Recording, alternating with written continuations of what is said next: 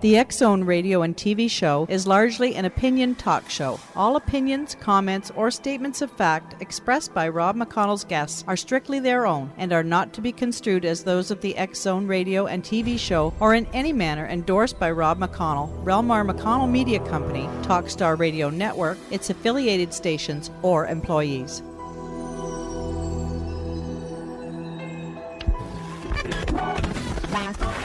All Hit Radio.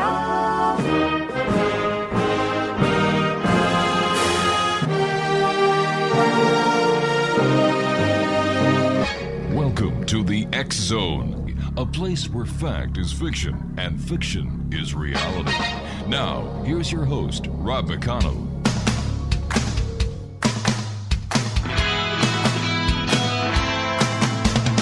You doing that thing you do, breaking my heart into a million pieces, like you always do.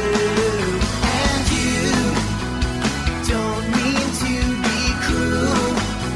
You never even knew about the heartache I've been going through. Well, I try to forget you, girl.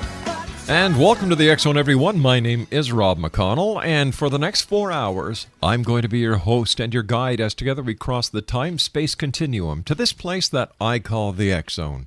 It's a place where people dare to believe and dare to be heard. It's a place where fact is fiction and fiction is reality.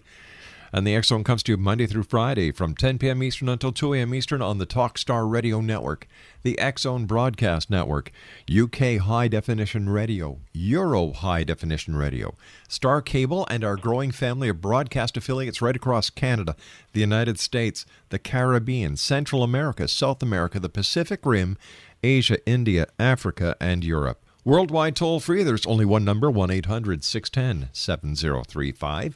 My email address is xzone@xzoneradiotv.com. On MSN Messenger, you can always chat with us here in our studios by typing in xzoneradiotv@hotmail.com, and our website, www.xzoneradiotv.com. A couple of quick notices. The X Chronicles newspaper starts its international distribution this coming weekend. That's number one. Number two, the X Zone store is now reopened with plenty of new merchandise from the X Zone radio show, the X Zone TV show, and of course, our Paragators TV series. That's at www.xzonestore.com. X Zone Nation, my first guest tonight is, well, let me tell you a little bit about him first. His name is Dr. Lou BORDISSO, and he is a former bishop. That's right. And we're going to be talking about, all right, Mother, are you sitting down? Sex in the priesthood. How common is it? Now, as difficult as it is for some Roman Catholics to comprehend, priests are men and very with needs, for relationships and sex. This could account for the surge in the number of gay, straight, and bisexual priests with live-in partners, anonymous sexual activity, and illegitimate children. And it may also explain why so many priests are conflicted with a new moral dilemma. Well, my guest this hour is former Bishop, the Most Reverend Lou BORDISSO, a licensed marriage and family therapist for 25 years. He has surveyed priests from around the country to discover the why behind the increase in consensual sex in the priesthood. And the answer was fairly straightforward. I'm not going to answer that. I'm going to let my guest this hour, Dr. Lou BORDISSO, answer that. And tell me, Doctor, what's the answer? Oh, hi, Rob. It's a pleasure to be with you today. Well, there's a lot of answers to the question as to why priests are having sex, but it's not something that's brand new. It's been going on for many, many years, and since the beginning of the church, and over time there's been censures from various popes and religious administrators and bishops that some have worked, some haven't. The sanctions have been very severe from time to time, and now we're seeing again a surge of wanting more honesty in the priesthood and in the church. I tell you, I wrote this book and as a matter of fact, to tell the truth. Mm-hmm. I'm hoping to promote some more transparency and honesty in the church, because I think most Catholics are disgusted with the church's cover-ups, the veil of secrecy, and all the smoke screens that Right. surrounding these public scandals that we can't miss in everyday media, in the newspaper, on TV. Sure. And so I offered these priests an opportunity, all gay priests, straight priests, bisexual priests, to speak anonymously in their own voices without any fear of retaliation. And they were pretty clear about their sexual behaviors. So it's I think, a real life eye-opener. And as you say, some Catholics might be offended, but at least it's a start with talking about the anonymous sex and ongoing relationships that these priests are having. All right, Doctor, you and I have to take a 2-minute commercial break.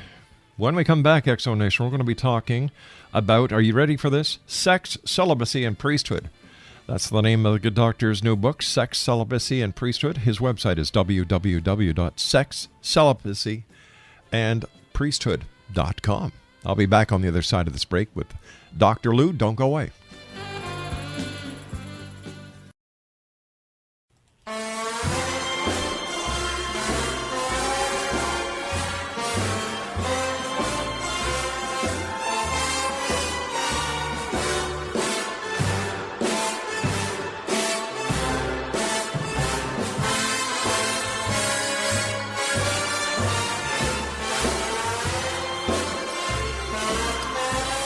Welcome back to the X-Zone, everyone. My guest this hour is Dr. Lou BORDISSO. He is the author of a new book that's going to shake the Vatican. I swear I can just see the Pope getting his tranquilizers ready right now as we're talking about this. The book is entitled Sex, Celibacy, and Priesthood. His website is www.sexcelibacyandpriesthood.com. Maybe, Dr. Lou, we can just go back a little bit in time. Why was it, or why is it, that priests are supposed to be celibate? God, they're human beings. Indeed, they are. Boy, we go back in time. You could start it around up until about the 3rd century. Mm-hmm. Celibacy was not an issue in the early church. Mm-hmm. Somewhere around between the 3rd and the 11th century, it was more on a regional basis where various communities were kind of popping up, and at local levels there were options for celibate chastity, specifically for people who were living in community. But then you got around the time of the Council of Trent, around the 11th century and so on, and it was more of a universal codified expectation of celibacy, and you also had some dualistic thinking, the separation of the sacred and the profane. Mm-hmm. So it was really intended for people who had the charism or the gift of celibacy, who wanted to live in community, such as monks or Mm-hmm. nuns, which you get both in Christianity Sure. as well as in other major religions like Hinduism and Buddhism, for example. And that because of some theorize because of financial reasons and power and control and money, we got into a place where celibacy has been imposed rather than an option for those who freely choose celibacy in a response to what they consider to be God's call. Now, how come in some religious philosophies, and I'm an Anglican, I was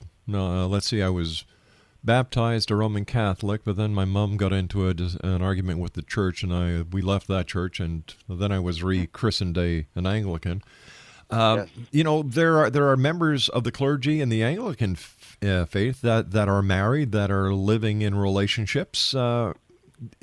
It seems more natural when you go to church. Now, please, I hope that I'm not going to offend any Catholics out there. This certainly isn't my goal by saying this, but it seems more natural to go to a church where someone is married and they can understand if there's any crisis within the marriage, how to better handle it, because they've got a better handle on it.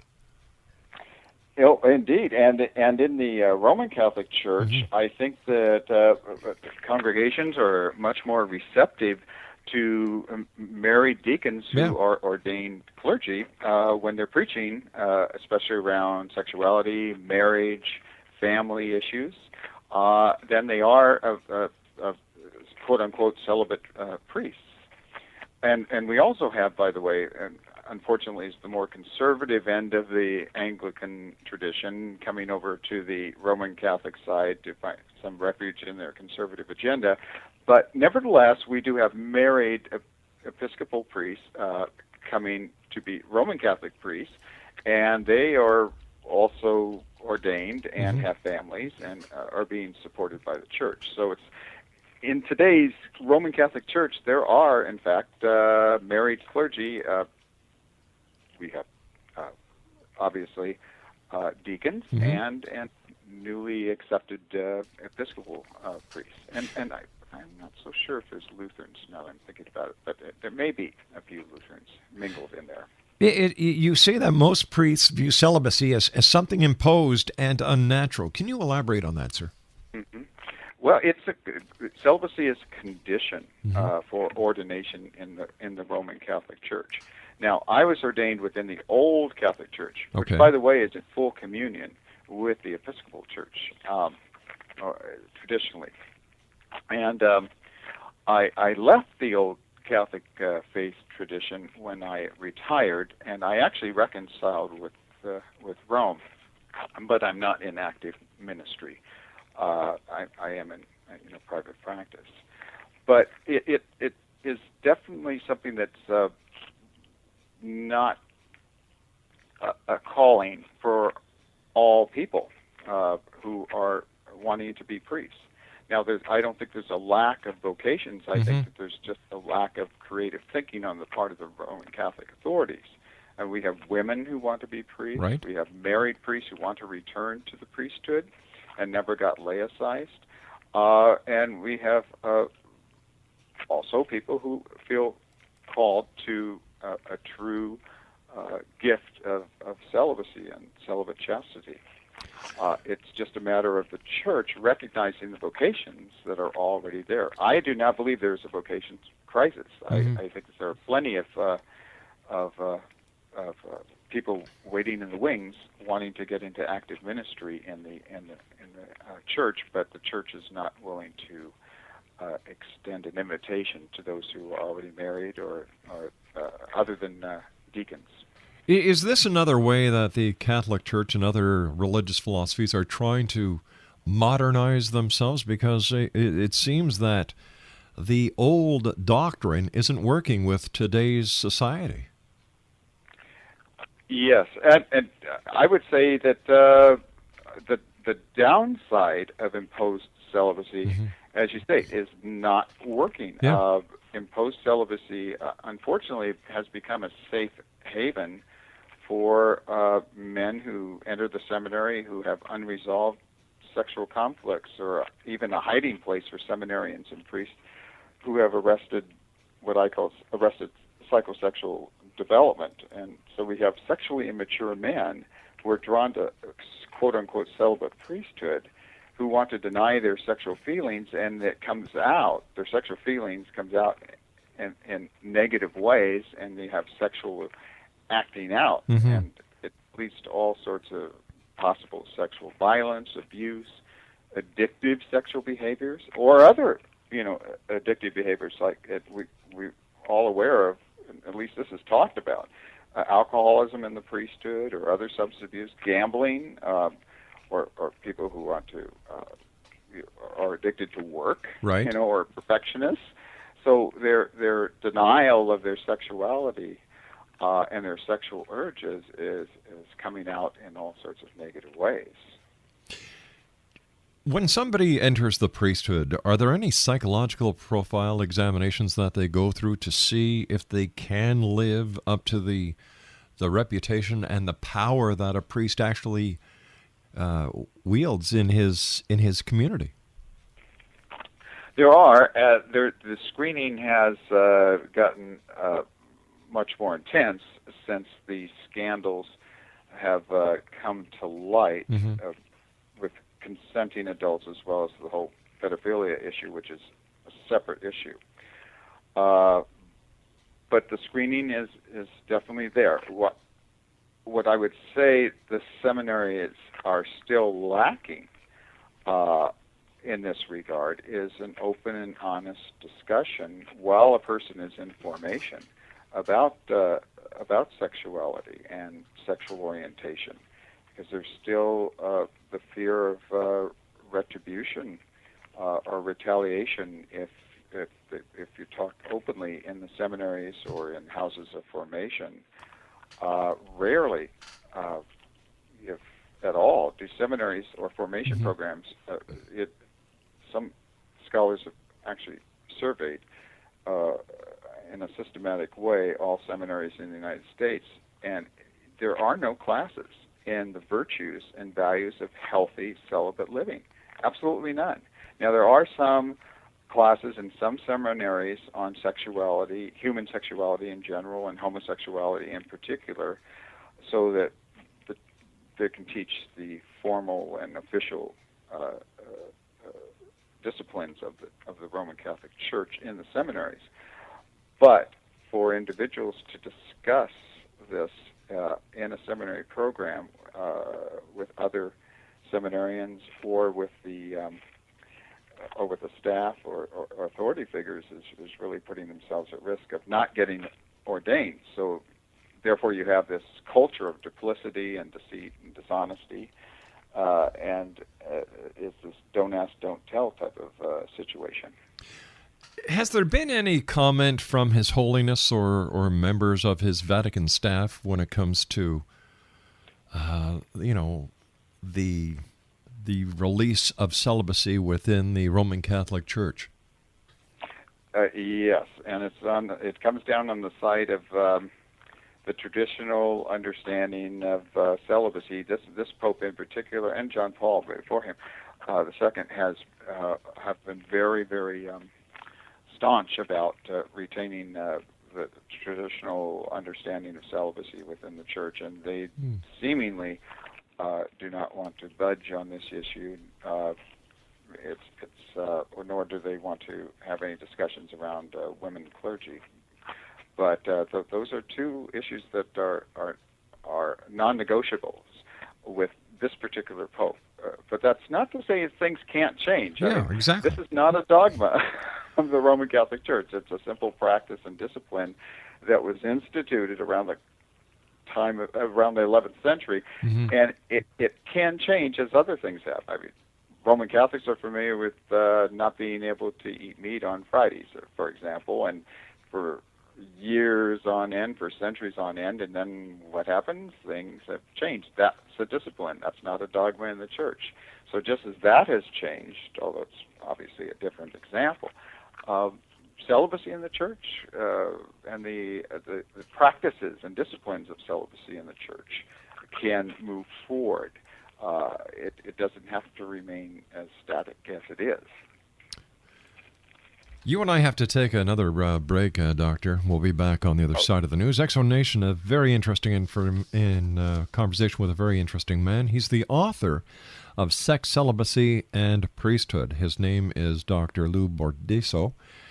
He is a former bishop, and his website is www.sexcelibacyandpriesthood.com. That's www.sexcelibacyandpriesthood.com. Once again, the name of the book is the name of his website, Sex, Celibacy, and Priesthood.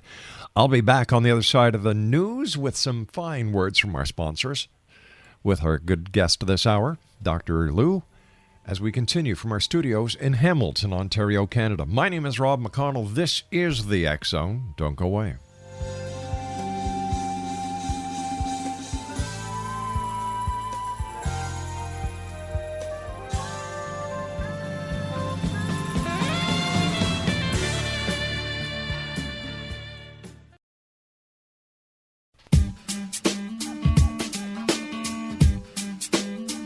You're listening to the X Zone Radio Show, live and around the world on the Talkstar Radio Network, X Zone Broadcast Network, UK High Definition Radio, Euro High Definition Radio, and Star Cable. Our toll-free telephone number worldwide is 1-800-610-7035. Our email address, xzone@xzoneradiotv.com. On MSN Messenger, xzoneradiotv@hotmail.com, and our website, www.xzoneradiotv.com.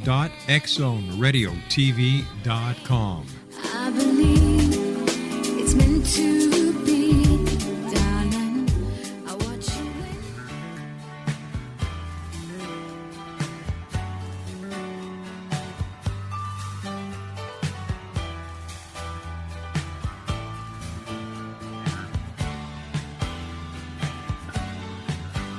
Said I'm scared, Lord, I'm scared, I'm terrified. Never been much on religion, but I sure enough would like to hear the call.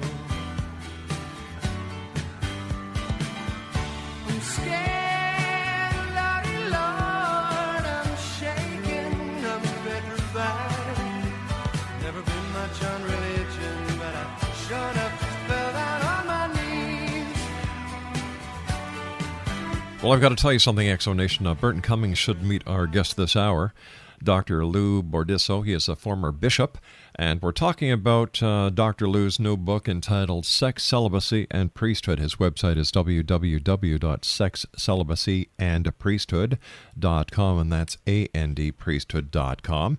And his book is available online at Amazon and Barnes and Noble. 1-800-610-7035, worldwide toll-free. Email xzone@xzoneradiotv.com, and on MSN Messenger, xzoneradiotv@hotmail.com. Dr. Lou, where does it say in the Bible that a priest must be celibate? Well, it doesn't. This is more of a tradition and a discipline within the church, with, at least the Roman Catholic Church. Traditional or Orthodox churches have optional celibacy, and you'll find celibate chastity as a virtue among most major world religions. So it's pretty consistent worldwide as a virtue, as long as it's a freely chosen response to an invitation by God to live a celibate, chaste lifestyle, and it's not something that's mandated or imposed. But you're not going to find it in the Bible. Okay, if it's the person's own will and his choice that he believes is given to him by God to be celibate, and he's allowed to become a priest, why is it then that those who have not received the celibacy anointment from God are rejected or discriminated against becoming priests? It's in my opinion, over the course of history in the church, celibacy has been a way by which to foster dependency of priests, both economically and emotionally, onto church and to church authorities. And so we're talking about control here. Control and power and abuse of power. Indeed, we are. So can we actually then compare the way the church is looking at celibacy towards their clergy by keeping them dependent on the church as a form of abuse that we would see in a relationship where a husband controls a wife using the same kind of power, or a wife controls a husband?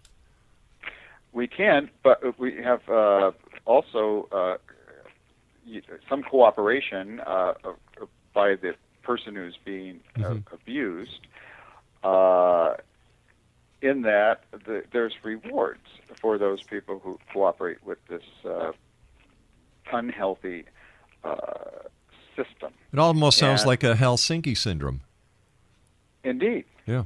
What are the rewards, sir? Moving up through the clerical system and getting rewards with promotions and advances of becoming, say, a Monsignor or auxiliary bishop, becoming a bishop. As long as you don't ask and don't tell, then you are one of the good old boys who is freely given the gifts of gratification of moving up the corporate system and the corporate ladder. You use corporate. Cooperating power and abuse in corporation. You just said corporation, and I've always looked at the Vatican and Catholicism as a major corporate entity. I know for a fact that the Vatican owns millions and millions and even billions of dollars worth of real estate around the world, including the Montreal Stock Exchange in Victoria Square is owned by a company that, when you do the tracking backwards, you end up in the bank of the Vatican Bank, which is owned by the Vatican. So the way I look at it is that the Pope is the CEO. You've got the cardinals and the bishops who are the board of directors, and then you've got the people who go to church every Sunday, dip into their pocket with their tithing, put it in the collection box as the shareholders. Mm-hmm. Yes, that is a reality, and I'm not so sure. Some people would describe this, corporate body as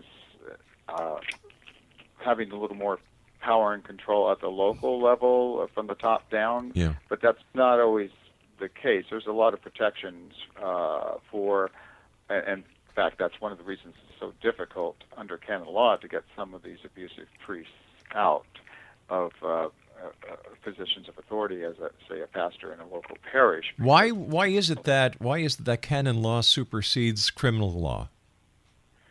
The church has always seen itself, traditionally at least, as being more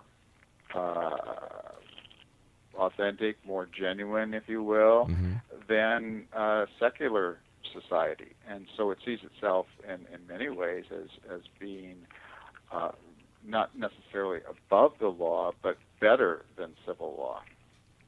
Has it come the time when society has outgrown the church, and there is no place in society for an organization like the Vatican and the millions and billions of dollars that it has accumulated and amassed over the years?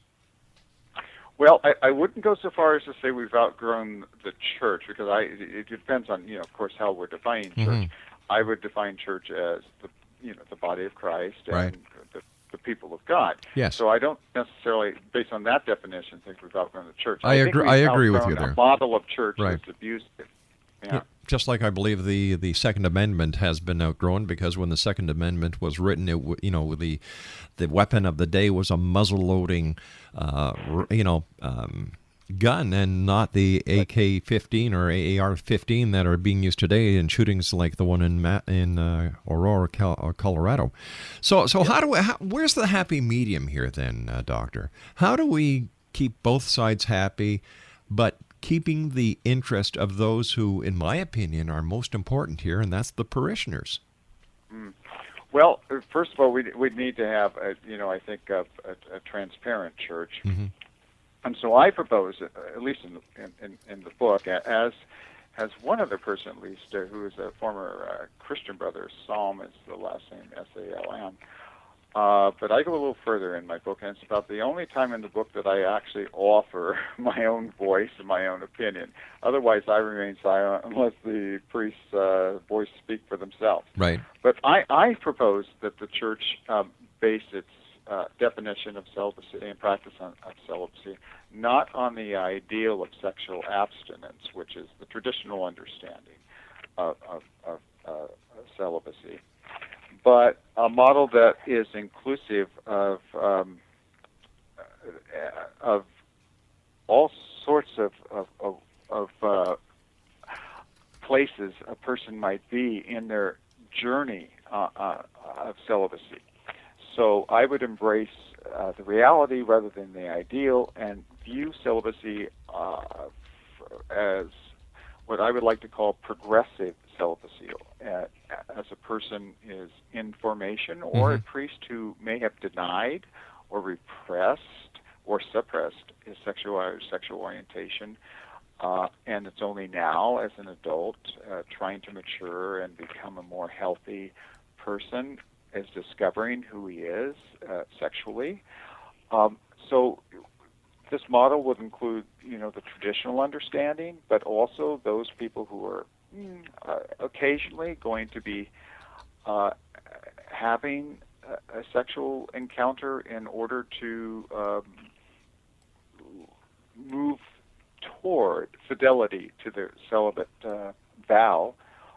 And also, on the other end of the continuum, those who are having ongoing sex. Hopefully they'll choose that a road that will lead them out of the priesthood if they're not living their life of fidelity to the vows. But some fellows aren't going to do that. The reality is they're going to stay and they're going to continue to have anonymous sex or go to bathhouses or movie theaters, massage parlors, phone sex, choir whatever boys, it might be, internet. Yeah. So I'm saying is let's base this on the reality rather than the ideal, and that way at least we can have a little more honesty and transparency. Let's get them out of the closet. Yes, all sorts of people out of the closet. You know, not just the gay priest. No. That wasn't directed at anyone's sexual orientation. But the way what I see, sir, and what I believe your book is trying to get across is that we need to get all this clear. As you said, we need transparency when it comes to the going-ons, and because I'm sure this must play heavy on the members of the clergy who are doing this behind closed doors or in a closet. It must be doing something to them psychologically. I know they're getting a physical thrill out of it, but I mean psychologically. Right. Well, there's a saying in Alcoholics Anonymous. I used to go to a lot of codependent anonymous groups, and there's a saying in 12-step programs in general that we're as sick as our secrets. Yes. And so, emotionally, we become unhealthy the more secrets that we keep. The more honest and transparent we can become, the more truthful we can become, the healthier we are. And so that is my hope in general for the church, that we move from being a sick church to a healthier church, and the same thing with individual priests, that emotionally become more mature and more healthy as a result of not keeping these secrets and living double lifestyles.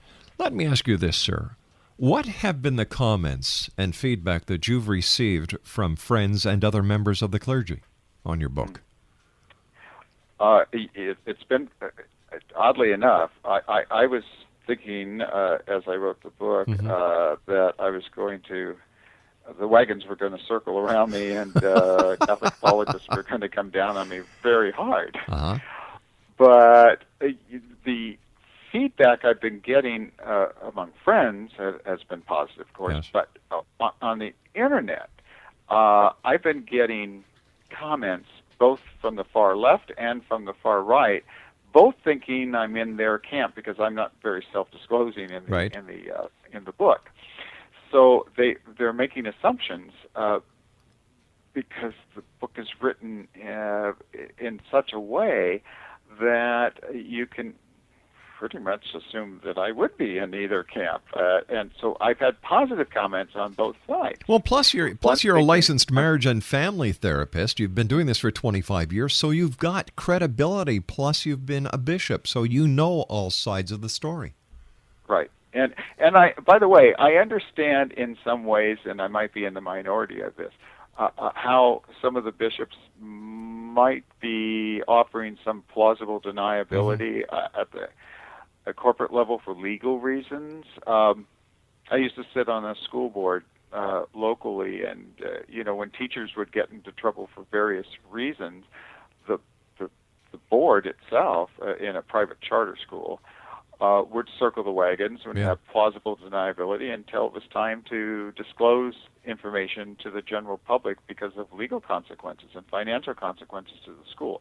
The same is true within church circles. I mean, it is a legal corporate body, and their role, in part, as a trustee, is to protect the corporation.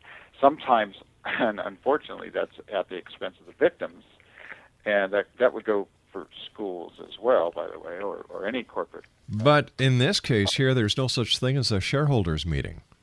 And you can't bounce out the members of the board of directors or have the CEO booted out either. Yeah, that is a primary difference between, say, a charter school board of trustees, sure, or this is appointed, and there's the old boys network, and they reinforce one another. So I totally agree with you. Doctor, please stand by. You and I have to take our final break. X-Zone Nation, here is the website, www.sexcelibacyandpriesthood.com. My guest this hour is Dr. Lou, I'm going to spell his name so you can Google it, BORDISSO. That's Dr. Lou BORDISSO. And he's the author of Sex, Celibacy, and Priesthood. It's available at Amazon and Barnes & Noble online, and a number of brick-and-mortar stores are selling it as well. Once again, the name of the book, Sex, Celibacy, and Priesthood. The website, www.sexcelibacyandpriesthood.com. And the good doctor and I will be back on the other side of this commercial break here on the X-Zone as we come to you from our studios in Hamilton, Ontario, Canada. Just a reminder that the X-Chronicles newspaper starts its international distribution this coming Sunday. And for those of you who have just signed on and are taking our subscription, thank you very much for joining us. We've been publishing the X-Chronicles newspaper now for 20 years monthly. Wow. And we are the world's only paranormal parapsychology newspaper. www.xchronicles-newspaper.com/newspaperstand.htm.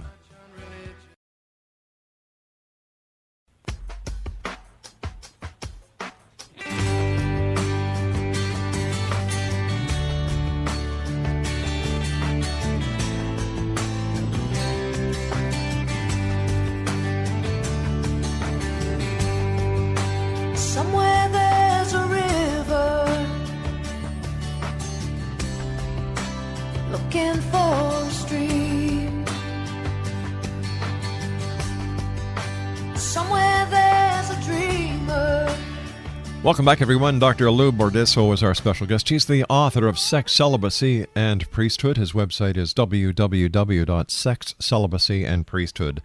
Dr. Lou, what are the 8 ethical standards all priests need to adhere to, sexually active or not? Well, these are some ethical standards that I've been putting together through the years, and many of them actually come from my own seminary education. But number one, priests need to respect professional boundaries. It's all too often that the clergy and abuse those for their own needs, and so don't become personally involved with a parish member or a pastoral counselee or somebody who's being directed for spiritual direction, because there's a dual conflict of interest. Number two is, I would say, don't foster a dependent relationship, but cultivate independence and autonomy on the part of parishioners.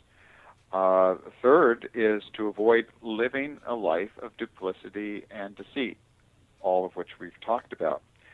I would avoid personal interests overcoming the interest of those being served.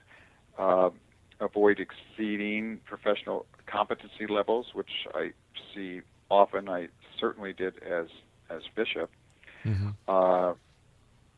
6, don't engage in professional behavior when we're ill-prepared or have little training in. And I unfortunately, that's all too rampant. And the one that I try to live by, and I promoted with the clergy that I oversaw, is not to impose our personal beliefs or the beliefs of the church or the values of the church or spirituality onto the people of God. Propose, but don't impose. And too often we see church folks imposing beliefs as a way of power and control, or a means of power and control, rather than proposing church disciplines or values. And number 8 is always maintain, of course, professional confidentiality in pastoral care and spiritual direction.